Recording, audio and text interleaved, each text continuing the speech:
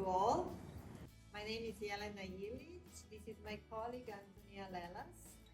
We are here to introduce you a session about stress regulation that is part of a bigger curriculum we called From Stressed Out to Stressless, and how we usually use to tackle the topic of stress and what does it doing us or to our lives.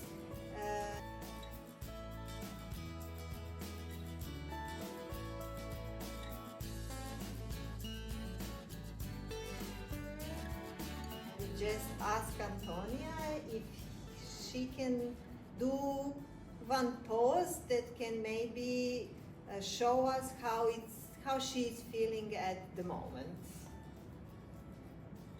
Can you show me with the pose how you are feeling at this particular moment? Okay, so this is a nice pose. I guess she is in a good mood, but I can ask her to enlarge this pose for, let's say, 10%. It changes a bit, the feeling inside, I suppose, as well. Now I ask her to enlarge it even more, maybe 20%. Okay, it looks like she's losing balance a little bit. Can you enlarge it like 40%? And there goes Antonia. So, this is what stress usually does to us. We feel like we are kicked out of our balance or our natural rhythm or natural way of doing things. When I say natural, I think in a way that we feel comfortable and we don't use too much effort to do things or to work on something. But when we are it means that we are somewhere maybe 20% pressured by the new thing we need to do, different thing that we need to do, or something that is considered for us that goes beyond our capacity or perception of inner resources we have to deal with the change. So when we define stress, we usually think of stressors and triggers. So what maybe triggers your stress? Lack of sleep. Lack of sleep. So our physical condition and our physical well-being influence our capacities to deal with, let's say, daily stress. On the other hand, there are people who sleep very little, and this is not the thing that evokes their capacity to deal with stress. So personal capacities dealing with the stress are very, very subjective. And so the same stressor actually does not trigger stress reaction both in her and in me. Maybe I'm very functional even when I don't sleep as much as I need. So when we try to define stress, it does not mean that there is a universal stressor all over the world that triggers stress response in every person. The stress actually is defined as an interaction between two evaluation or two subjective perceptions of the circumstances or what is happening and what needs to be changed, and a judgment of our own capacities that we can handle it or not. In this interaction, we somehow personalize the stress situation. So Sometimes when I work with a group, I ask them to think about what are the situations that can trigger stress in their life and how they actually feel it, how they know that they are under the stress. Because besides knowing the triggers and situations that make us stressful, it's important when we entering the field of stress regulation and stress management that we are aware of the body signals or other signals, because symptoms of stress can be both in our bodies, or can be in our minds, or can be emotional, or can be behavioral. So we can really respond to stress in all, like the whole being. Some people get headache, some people are going to sleep too much, some people eat too much, some people have fatigue constantly, some people maybe lose their concentration, some people can have a problem in their digestion, with their digestion. Some people try to diminish the influence of stressful situation by consuming different things, like more alcohol, some drugs, and some of the ways we cope with stress can really be unhealthy and have a negative, even more negative impact on our functioning and our health than the stress itself. So learning to deal with stress in a healthy way, having healthy coping mechanism is really important, and a life skill that can bring us more, not only more healthier attitude toward daily stress and regulation, but life in general.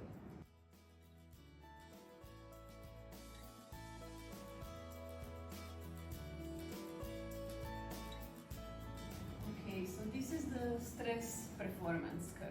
Often think about the stress as a negative thing. As a negative thing, it's something that we should avoid completely. But actually, we all need a little bit of stress. And during the evolution as a human being, we evoluted because of stress. Because stress was giving us symptoms of dangerous animals, of dangerous environment. So this is why we are here today, because of the stress. If we are in this first zone, if we have too stress in our lives, we are actually quite lazy, we are active, and we don't have the motivation to do anything. So this is why we need a little bit of stress. We need to go into this zone where we have optimum stress. It's enough to push us. It's enough for a young person to be pushed by deadlines and exams to actually study before. It's good that we on work-related tasks have deadlines, because deadlines pushes us to finish something. But we also have to be careful in this glorifying stress, saying that, oh, I work great under pressure, constantly, I just need more pressure to be more productive or more efficient, because after this peak performance, we go into the exhaustion. Our performance, our motivation, our focus, everything is diminished. And these physical symptoms and long-term negative impact of stress comes to action.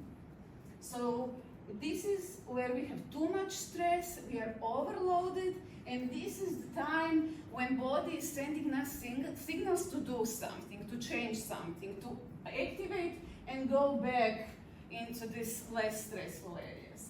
If we do not react, if we do not listen to our body, if we don't know how to recognize this, or even if we recognize it and think, but I just need to work harder, I just need to push more, then we go in a burnout. We go anxiety, panic, breakdown, and it's really hard to even have the ability to do anything there. We are almost helpless. After this stage, people usually need at least 30 days of complete rest to recover. So stress isn't all that bad. We do need it, we all need it, we needed it through history.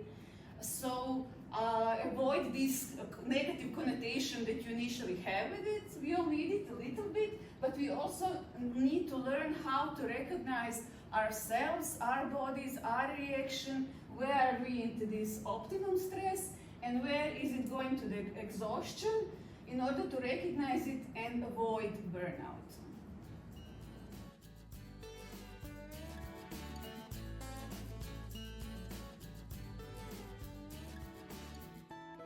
So what I'm interested now, what I would like to know more about now is what to do when I'm in this exhaustion phase. What I need to do, Yela, when I hit exhaustion. What then? Because I don't want to go in the red zone, I don't want to go in the burnout. How can I return from this exhaustion phase? Can you help me, please? Yes. Thank you. So people have different coping styles. So different techniques that they are using to deal with their when they are under the stress. But important thing to know maybe is no matter, as Antonia says, if the stress is good or bad, if the stress is coming from you having a big test or exam, or it's coming from you preparing yourself for your wedding or a nice event. So both these of triggering situations actually it evokes the same body response. So at the end, stress is a way of our body to solve the problem. And this response of our body goes very much the same as Antonia showed the line of the curve. So first our body is in alarm phase, give us a lot of energy to deal what needs to be done. Then we are a little bit in a fatigue phase, but we are still very, very functional and under a lot of instruments in the organism that gave us actually additional energy. In the first moment, our brain under the stress is kicked out, like the thinking brain is kicked out in this alarm phase. In the second phase, we are starting to resolve the problem. We are being productive, our concentration is better, and we feel actually quite energized and good. But when we reach exhaustion phase, our body says, make a pause. Take rest. Go to sleep. So usually when young people finish their exams, the first thing they do, they go and have a nap. Or do so. That is a very natural way of going to the optimal level again. And this is important thing that we need to have in mind, that the stress has this circular mechanism which help us raise the energy, put us in a top level functioning, but then it needs to have a period of recovery so we go back to our optimal level again. If this exhaustion or restful time or restful period is not happening, we are then going into the breakdown and burn out. So, how to regroup, how to re-energize, how to go back to optimum level so we can be stressed again, because stress is a normal part of life, it's not something that is directly connected to our mental health, but can influence it if we don't take care of ourselves. And there are a few coping styles that people very easily recognize. Some people believe when they are under the stress that some higher power will help them. So they have this strong belief that things will be okay. They are somehow more resilient to go through the stressful period. It can be something related to religion, but it can be something related very, very deeper, your inner compass, to your inner beliefs. I will get through this. And having strong belief in yourself really makes you more resilient. Some people need to share their emotions when they feel distressed. So they really need to talk a little bit about how they feel while going through some stressful time. So they go to therapists maybe, or they go and have a coffee with a best friend, or they go and they approach to colleague and say, this makes me really, really difficult to think about it, and can we try to make a pause or something like this. So sharing with others really, really helps.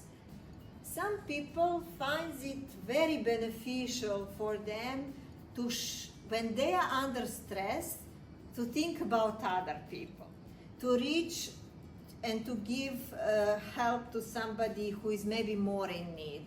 So volunteering is a part of a stress regulation style as well. Doing something for somebody else, being in a role in some maybe organization, and having a responsibility that makes you proud, makes you good about yourself, can bring us relief of the other things that make us stressful, but can bring us closer to other people and reconnect us with others. Then we can have emotional support from them as well, or we can be guided by somebody who maybe have more wisdom than we have. Then there are people who, when they are under the stress, they like to read, they like to laugh a lot. So humor is a big style. They like to draw, they like to sing, they like to dance maybe. Dancing is a perfect combination of several coping styles, like not only imagination, but physical coping style as well. Many people, when they feel stressed or overburdened, they first try to calm their bodies. So they go walking, swimming, dancing, and that's what actually energizes them and relaxes them, so they can follow the daily problems in a better way.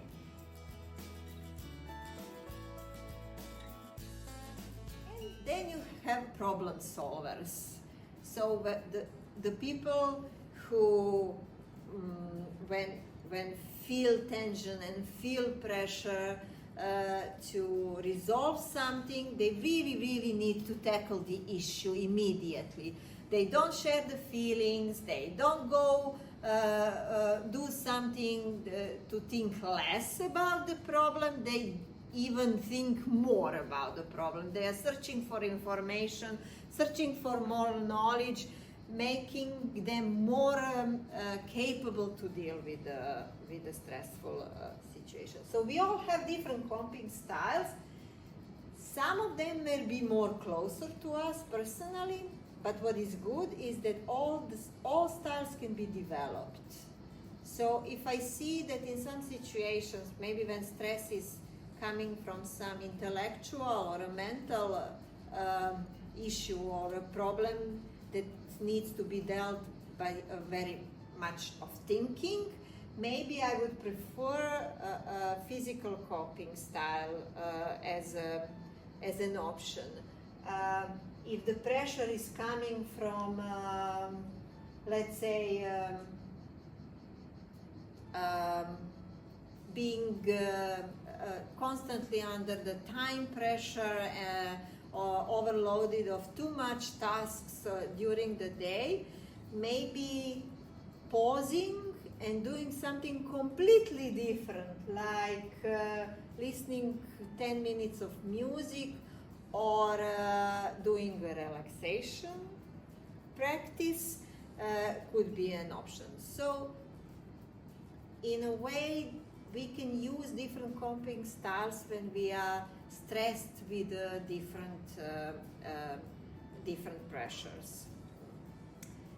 And one of the options as well to help yourself is to learn how to take care of yourself. For that, you can use mandalas, so different drawings that really comes down. And besides, while you are doing this, you can maybe even practice breathing. So for breathing, you can draw eights or these infinity signs. You can go breathe in, breathe out. So while you're drawing, you can even do breathing techniques. Or what else you can do? You can listen to meditation. You can put, if you like relaxing music and you want to focus on beautiful thoughts or even neutral thoughts that makes you more feeling relaxed and calms you down, you can always listen to some meditation. It's important that practicing different relaxation mindful techniques, no matter which one you choose, you actually practice how to be more conscious about your thoughts, your body, and your emotions. And these many different techniques are somewhere in YouTube or available in different platforms, but most of them, they are following this mindful circle. And this mindful circle looks like this.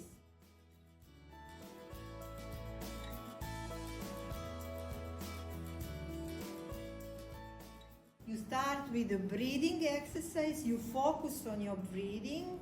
It's important that we focus on our breathing because when we are stressed, our breathing gets different. We breathe shallow and we breathe fast. So the first thing that you can do for yourself is learn to find your natural rhythm of breathing. So just to breathe evenly, but with your full attention.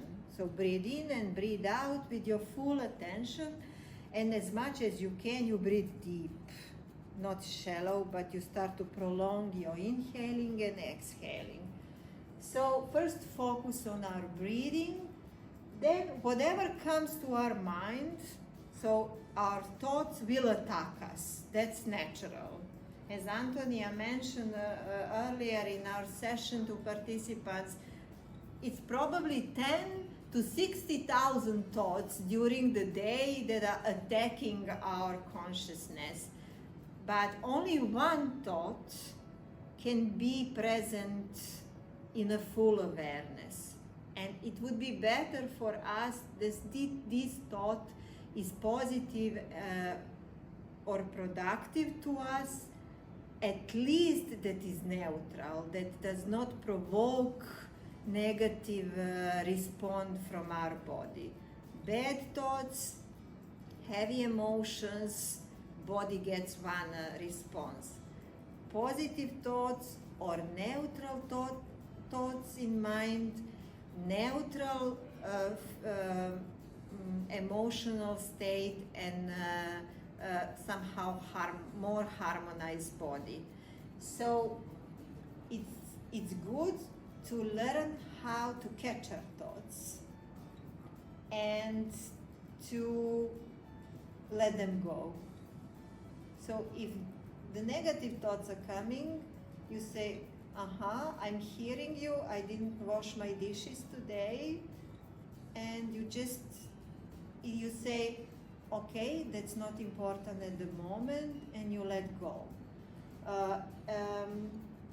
Usually we are attacked with all the things that we haven't done, so something from past, or the things that needs to be done, or so something from future. But we need to practice to be in presence, because being in present calms us down, grounds us. So you welcome all the thoughts that are coming, and then you let them go, let them pass. And we refocus and redirect our attention again on the breathing, and we breathe again. We find again our rhythm, we try to prolong or make it a little bit deeper, and this is how actually mindfulness circle functions.